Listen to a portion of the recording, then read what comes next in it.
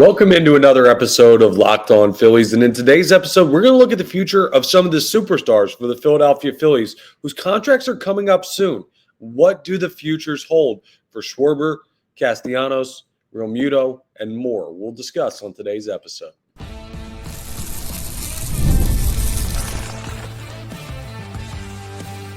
You are Locked On Phillies, your daily Philadelphia Phillies podcast. Part of the Locked On Podcast Network, your team every day. Yes, this is Locked On Phillies. I'm your host, Connor Thomas. Thank you so much for joining us today. We come to you as part of the Locked On Podcast Network, your team every day. You may know me from some of my other work in the sports talk space. I've been on air over on 97.5 The Fanatic, doing sports talk radio for about 5 years now. I've been a credentialed Philadelphia Phillies media member for 3 seasons, and this is now my 4th year as the host of Locked On Phillies. Please make sure that you're rating and reviewing wherever you consume this in podcast form. If you're just listening to the episode, if you're watching the episode on YouTube and you're yet to subscribe to our YouTube channel, go to the Locked On Phillies channel, hit that subscribe button. It'll get you notifications when new episodes are posted. It's also a great way to help us out here on Locked On Phillies. So it's a win-win. It's free. It's easy to do, and it really helps us out. So I would appreciate it if you did that. Today's episode is brought to you by FanDuel. Super Bowl 59's here, and there's no better way to make every play more exciting than with FanDuel Sportsbook. New customers can bet just $5, and if you win, you're going to score $200 in bonus bets. Download the app or head to FanDuel.com to get started. So a bit of an interesting look ahead right now that we're going to take today on the future of some of the big names on the Philadelphia Phillies roster, because this is a sneaky swing season when it comes to what this roster makeup is. For everyone who's annoyed at the whole run it back mentality of the Philadelphia Phillies, which we'll see how much they actually have run it back when we look at the different makeup of it, whatever. They have a lot of the same players. There may be some major changes coming next year. So if this is the last year for some of these guys, well, what does that look like? We're also going to take a peek at some of the more intriguing names to watch during spring training when it comes to pitchers and catchers reporting, which is just in about 12 days. We're on the final day of January. And we put out that vibe check poll for Off the Poll. I'm going to go through the responses that we've gotten to that in the final segment. But I don't know if people realize this, that whole offseason, the Castellanos, Schwarber offseason, Realmuto an extension around that time as well. You are now in a situation where JT's on his final year, Castellanos is heading into his penultimate season, and Schwarber is on his final year of the deals they're currently on with the Philadelphia Phillies. And none of them really seem to be in prime extension territory, right? They're all aging players. You've tried to trade Castellanos. JT, we're already talking about reducing his amount of innings catching because age and wear and tear is becoming a thing. Schwarber, I get it. He's been incredible. He hits a boatload of home runs, but he can't play defense. The older he gets, you wonder how quickly he declines as a hitter. It's just, he's not this whole sustainable, crazy athletic player, with all due respect to Kyle Schwarber. So you wonder what the shelf life is on a player like him. Is he a guy that you want to give a multi-year extension to while still on his deal, or do you want to see how everything plays out? We haven't really looked at potential extensions for guys like Schwarber or JT. And then the Castellanos thing is almost different. It's almost do you look to trade him at some point during the season, depending on how everything goes? Because do you want to get into the final year situation where, people would just be trading for a rental at that point and significantly decrease their value? Now, there's a lot that goes into this that's very, very interesting, and it's the makeup of the team. It's the dollar amount you're willing to spend. It is the chemistry of the locker room. All of this stuff all plays a factor, but there's a good chance in the next year you're going to see the makeup of the Philadelphia Phillies. I'm not talking calendar year. I'm talking January 2026. When that month is ending, will we be having a conversation about a new DH and a new catcher for the Philadelphia Phillies? It's possible, because these guys' contracts are coming up. And will we be looking at a new right fielder? That's also possible. So get used to, don't get used to the leadership makeup of this team that you currently see. And these are 3 guys that have been incredible for the Philadelphia Phillies. So what does the future hold for them? If I was to peer into a crystal ball and say, well, where are these guys going to be a year from now? Let's start with Castellanos. I think Castellanos is still going to be on the team. And the reason, it's twofold why I think Castellanos is still going to be on the team and why they will have not moved him, or at least they won't move him during this season. It could be next offseason, like that they could look to trade him. Actually, I see it. It's close. He's going to be on the team throughout this regular season, right? Because one, you don't have a lot of outfield depth behind him, so you can't really like move him. You'd have to majorly collapse to be selling at the deadline to the point where Nick Castellanos can't help you. The Phillies are not going to get to that point. He's going to play out the entirety of the 2025 season as the right fielder of this team. He's not getting traded. Then next offseason, we have a very interesting conversation based on what the Phillies do. If they make a deep playoff run, if he's really good, then they go ahead and they keep him. But with Justin Crawford potentially ready to come up, and Dave Dombrowski talked about like him at points this offseason being somewhat close. I don't think he's coming up this year, but I think he's coming up next year. Well, could he go get that position? Could he be a starting outfielder for this team next year? You have the heir apparent. You could move Castellanos. By this time, I actually do think there's a solid chance that he's moved this time next year. My thought process, though, where I said, like, I don't see it. I don't see him moving this season. But Castellanos, I wouldn't be surprised if this is his last year in a Philadelphia Phillies uniform. We'll go next to the guy that I would be the most surprised if this was his last year, and that would be Kyle Schwarber. And that's simple to me, right? Schwarber is not only like a vocal leader in the clubhouse, has been amazing for this team, but he's the DH. And I don't know how much other teams are going to commit an insane amount of money to the designated hitter position, but I think Kyle Schwarber as the leadoff guy, as a power guy, as a locker room guy, as a not having to play defense guy, all due respect to the athlete that Kyle Schwarber is, I love the dude. But I think he may be the most, like the easiest one of these three players to say, hey, we can go ahead and spend a little bit extra on him than what his value is, because I don't think his value in Major League Baseball is going to be true to his skill set. I don't think people are going to ridiculously throw money at him to be a DH, like, because he's not obviously going to play a position. And that's not, he's going to be underpaid. He's going to get paid. I'm just saying, like, if JT Realmuto still has good years left, great defensive catcher, solid offensive catcher, he's going to get paid. If Nick Castellanos has got good years left and you're looking to trade him, strong offensive right fielder, serviceable enough defensive outfielder, durable as anything, played all 162 last year. Schwarber's just like mash baseball, sign me. But the Phillies know from having him in-house how valuable the intangible stuff is with Kyle Schwarber.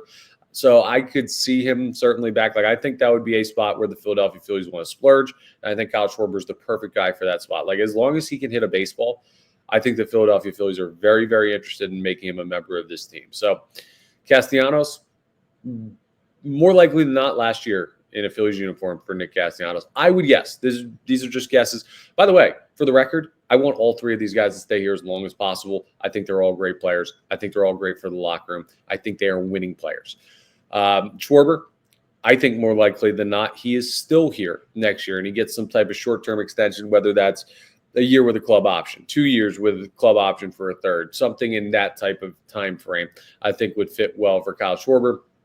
JT Realmuto is rather interesting because I don't know what the future holds for JT health-wise. He's the only guy on this list that we're talking about that's like, well, he's shown a clear physical decline. That's because he plays the position of catcher and he plays a crazy amount of innings. So it's no knock on JT. Like, he's not taking care of himself or anything like that. But Schwarber and Castellanos, you don't really have to worry about the injury part of the equation, at least not now, because both those guys were pretty darn healthy for the entirety of 2024. One because he played every day, one because he didn't have to do really anything every day, as far as like Kyle Schwarber not doing anything but DHing. He played outfield like one time and got hurt. Keep him at DH, please. But JT's weird because he's another one that should be back regardless, because the Phillies don't really have an answer, right? They don't really have the Castellanos. You don't have an answer in the outfield for this year. So if you think, oh, well, he might get moved at the deadline if the team doesn't play all that well. well, you can't really replace him with anybody. So if you have any type of contention, Nick Castellanos has to be on this team. JT is like that for the next couple years because I don't know what Rafael Marchand's going to be if he is indeed the backup like I want him to be. If it's Garrett Stubbs again, I definitely don't know what he's going to be able to be if those are the guys that are fighting for the starting position.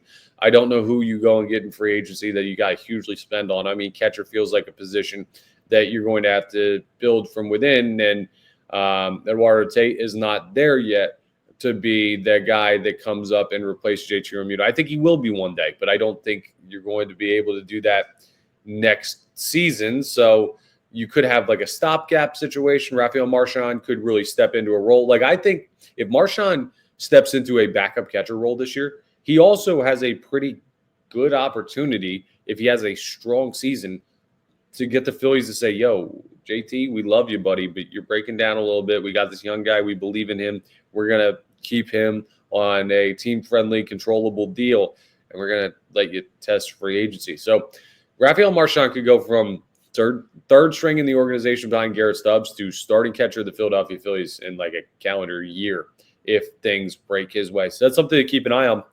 But JT is another one of those guys that, like, I would love to see him back. It's just very hard to justify a longer-term deal for a player that has started to get a little bit banged up and plays a very physical position, I should say. And I think there are teams out there that would still give JT Realmuto a multi-year deal. And I don't know that the Phillies are one of them. And I would love for him to be back. I would love for all of these guys to be back. But gazing into the future ball, there is a world where Castellanos gets traded next offseason to avoid going into the final year of his deal because you know you're going to move him anyway. Kyle Schwarber doesn't get re-signed because someone throws him like, I don't know, however many $1 million to just mash baseballs. JT Realmuto, you choose not to re-sign because Rafael Marchand has a strong year and other teams are interested. And he's an aging player who's kind of like feels like he's on the downslope to some extent, even though for JT Realmuto, the downslope is still some catchers' upslope. There's a world where all three of these guys are gone after this season, and it's not that crazy of a world to live in. So things to keep an eye on for the run it back crew. If those are some of your favorite players, and I know for some of you they are, like, okay, yeah, they have a very similar roster. You know what's worse?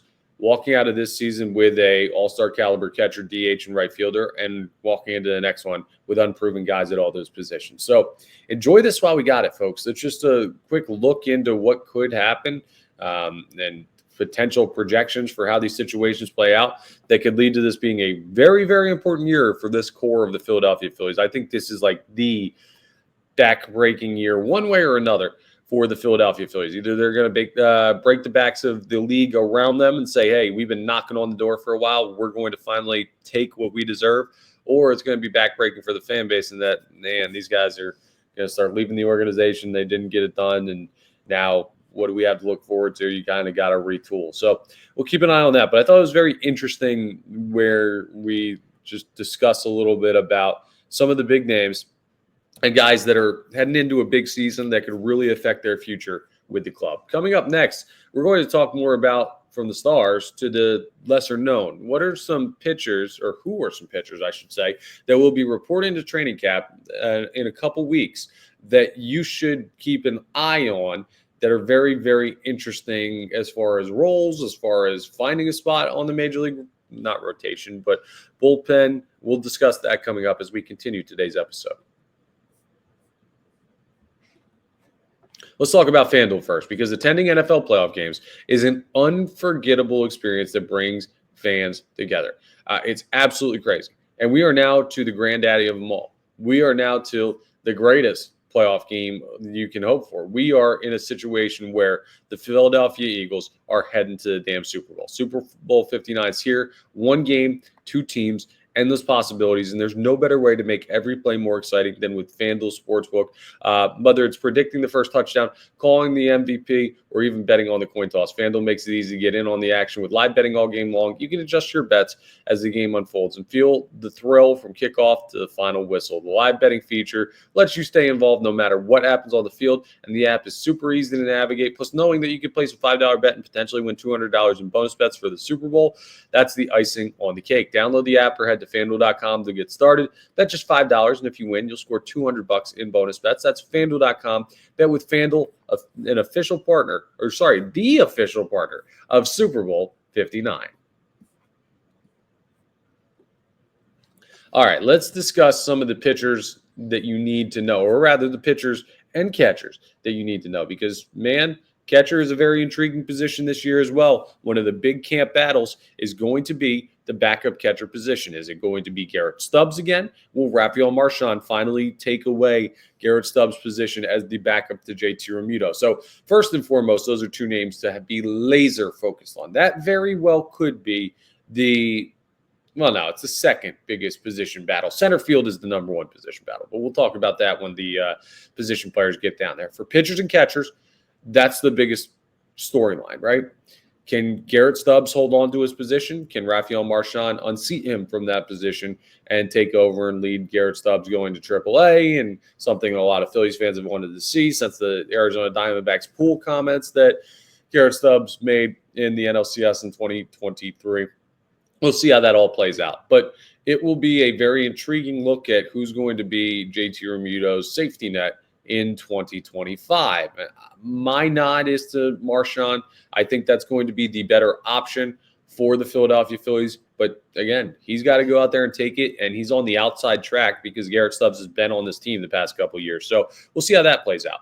As far as pitching is concerned, the only starting pitching thing that you want to watch, right? Because we've talked about Andrew Painter a couple times, but if you haven't heard us mention it on the pod, well, Andrew Painter is not going to break camp with the team. He's not even going to throw competitively in spring training. They're not going to have him pitch against other competition. He'll throw on the backfields. He'll throw live sessions, but will all be very, very controllable environments for Andrew Painter. He's going to be expected to come up sometime in July. He will make his major league debut this year. Like I promise you, he will do that, barring anything outside the realm of like progression happening, injuries, knock on wood. But as long as he's healthy, he will come up. And he is an amazing pitching prospect. So I guess you can kind of watch Painter, but you're not going to see him unless you're down there and watching him on the backfields or seeing videos from beat reporters. So you can kind of bump him out of the equation just because he won't be pitching against other teams. Don't worry. We will have a lot of time to watch Andrew Painter play baseball in a Philadelphia Phillies uniform. The other guys that you're looking at as far as who to watch, I brought up, it's funny, kind of a throwaway name that I put in like a bullpen projection or like a way too early roster projection was Michael Mercado.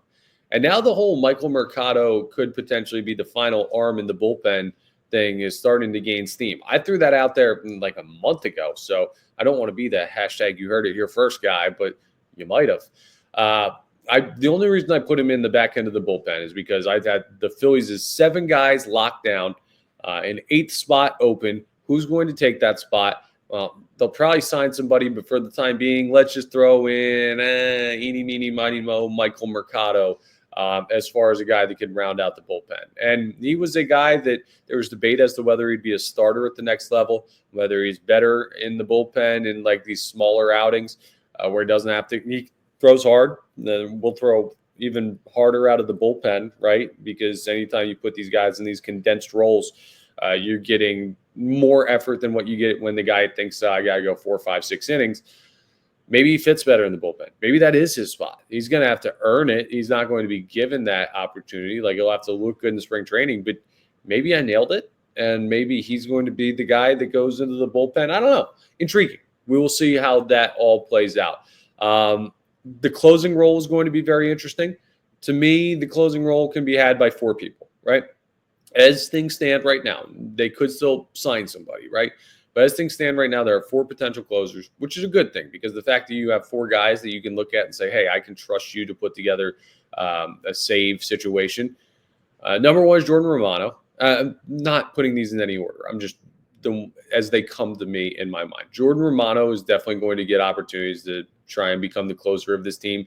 He's done it before with Toronto. We will see what Jordan Romano does, how the injuries hold up, but he is kind of the prototypical closer for the Philadelphia Phillies. We'll see if he gets it. Jose Alvarado, tough year at points last year, kind of erratic, but when he's on, he is near unhittable. And that's kind of what you want from a closer. A guy that throws gas, a guy that's not afraid to attack, a guy that may inspire a little bit of fear. He's definitely a potential option. Matt Strahm is like a weird potential option. Now, Matt Strahm is probably, I know I said I wasn't ranking these guys, but Matt Strahm is probably like the least likely guy to end up being the closer because he just doesn't have closer stuff to me. Like there are great relievers who have really good stuff who just don't feel like starters because their pitch repertoire and their stamina and all of this stuff doesn't really like look like a starter. Like you kind of get a feel from guys. Matt Strahm just doesn't throw like a closer. He doesn't. He throws like a very good back end reliever, but he's not the turn the lights off, play hell's bells, sprint in from the bullpen and let's go, baby. He's going to lock this down. And maybe that's me not being fair to Matt Strahm. It's very similar to the Kyle Schwarber's not a leadoff hitter argument. It might not be true, but just the kind of vibe, the feel, the stereotype of what closers are like, Matt Strahm doesn't have it. He is one of the better back-end arms in this pen, though, so I have to include him in the conversation. The other guy I'm very, very interested in, though, is the young Orion Kerkering. Is Orion Kerkering potentially going to go from rookie ball or like single A ball to the NL championship, to a near all-star season, to the closer of this team in like 3 years? Like that would be an unbelievable start to a major league relief career. And I don't think it's too out of the question for a guy like Orion Kerkering because he has the makeup, he has the confidence. He is a guy that you could see with the stuff to be a closer. I think that Orion Kerkering has an outside shot to be the closer for this team this year. And that would be a big vote of confidence for the young kid. He's going to be in a big role in the bullpen either way.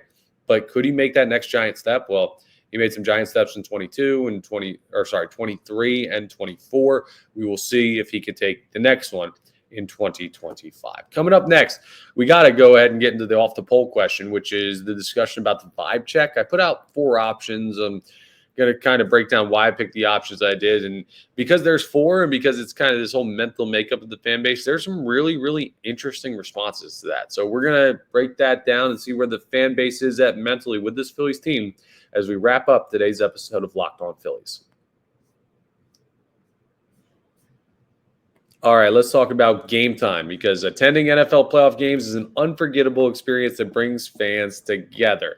I remember the excitement and energy of the NFC Championship game that I went to back in 2018 between the Birds and the Vikings. And that was a situation where I had the greatest in-person football experience of my life. It was amazing, right? To see that in person. Like I'll never forget some of those moments that I had. And that wasn't even like shared with other people because my mom and my brother, Minnesota fans. But it was an amazing time. I can't even think of another thing that you could purchase me that could equal what that moment felt like. And Game Time can get you into these moments. Game Time has a new feature called Game Time Picks that makes getting tickets for events even easier. It filters out the fluff to show you only incredible deals on great seats, so you don't have to waste time searching through thousands of tickets. Guess what? You know what's coming up. The big game, February 9th. From New Orleans. You can use Game Time Picks to find tickets that fit you best for that game. I mean, it's the last football game of the year. Browse through the deals. It's simple. You can find great deals everywhere. Plus, they've got all the reliable stuff like views from your seat, the fees included, all of these great features, the Game Time guarantee that make you know you're getting the best price on the biggest game. Plus, the on-time ticket delivery and lowest price guarantee. It gives you peace of mind. So take the guesswork out of buying tickets with Game Time. Download the Game Time app, create an account, use code LOCKEDONMLB, and you'll get $20 off your first purchase. Terms apply. Again, create an account and redeem code LOCKEDONMLB for $20 off. Download Game Time today. Last minute tickets, lowest price, guaranteed with Game Time. All right, I'll warn you now, I have a sneeze coming. I can just feel it. So if you are listening, prepare yourself for potentially something loud during this segment. I'll try and turn away from the mic. But it is time to talk to the people, or rather get the people's responses on our off-the-poll question. And I actually had a straight-up response to this one where someone wrote in a response at the end. But I told you I was going to do a vibe check question. I didn't really tell you exactly what the vibe check was going to be. So I'll read this tweet out for you in full. If you want to follow along to this at LO_Phillies go ahead and give us a follow there. The question: what's your vibe with the Phillies as we get ready to head into spring training? Now, there were 4 options. I'm trying to cover like the buckets that I think the Phillies fans fits into right now. The first one: great team, still believe. Obviously, still believe in like a championship contention, that type of stuff. The next option: good, but not World Series good. Okay. Third one: playoff chokers. That's the next level down to me. And I do have a lot of people giving me that criticism of like, yeah, they'll make the playoffs. So every time they get in, the bats go silent, the bullpen blows up, all this stuff. And the final one is the most damning: flawed roster, I'm out. That one is just like, I don't have any faith in this team. They haven't built a good roster. This running it back thing drives me insane. They're not just playoff chokers, but I'm just like out on this team altogether. Obviously, where I stand is one of the top 2 answers. But if you really held my feet to the flames right now and you asked me, are they a good but not World Series good team, or are they a great team that you still believe in to win the World Series, I would be hesitating between those 2. I'm not going to sit here and lie and be like, oh, they're definitely World Series good. Like, I don't know anymore. And with what the Dodgers have done out west, with what the Mets have done adding Soto, with the Braves coming back from a year where they had a bunch of injuries that no way they can have that many injuries again. It's a tough question to answer. I'll tell you what the fan base answered, then I'll give you my breakdown. 12% said playoff chokers. That was the least responded option. So I like that because I think that they have also had some insanely clutch moments in the playoffs. I don't think they're playoff chokers. I think not getting over the hump is definitely a great criticism of this team, but playoff chokers feels unfair. Funny enough, 16% of responders said flawed roster, I'm out. So, wow, nearly, I don't know what 15% of 100 is because I'm a moron as far as a fraction is concerned, but that's a solid part of the responders that are saying, yo, I'm not good with this team right now. Like the Phillies, no, they're on my bad list. Okay, you're going to miss out on some fun moments this year. You're going to miss out on a talented baseball team. But at the end of the day, I guess you may end up being right if this leads into a situation where they don't win this year and they don't re-sign these guys. And next thing you know, you're living in a scenario where the skill level players or the position players, skill level players, I'm thinking of the skill position players from football. Everything bleeds together when you do radio about the Super Bowl for 4 hours every day. But the position players like significantly diminished in skill level, and then you're going to be in a situation where you can't have the same caliber roster. Like I guess, but flawed roster, I'm out feels premature to me. 33% of responders are saying great team, still believe. So the fan base more positive than not on this poll. You were looking at a 72% between those top 2 options that were both very positive. Only 28% were in the situation where you looked at a negative response to this poll, those bottom 2 that we just read. So that's a good sign. And 39% are saying good, but not World Series good. So it seems like most people fall in that good, but not World Series good bucket. You know what?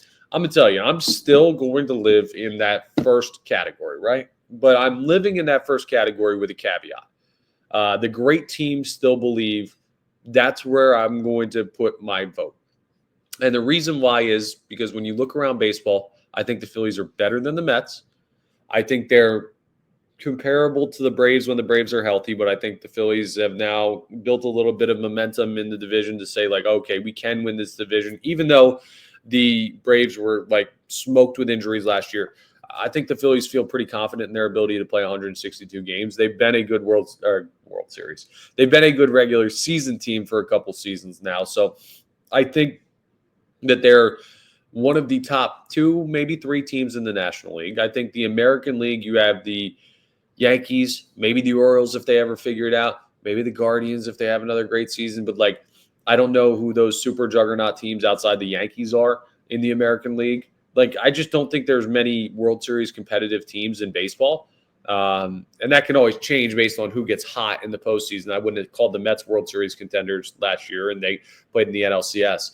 But my point in saying that is, unless you just think the Dodgers are unbeatable, infallible, whatever, the Phillies are absolutely in the World Series conversation. So that's why I've got to go great teams still believe, but there's a chance the Dodgers are just the evil empire that kills everybody.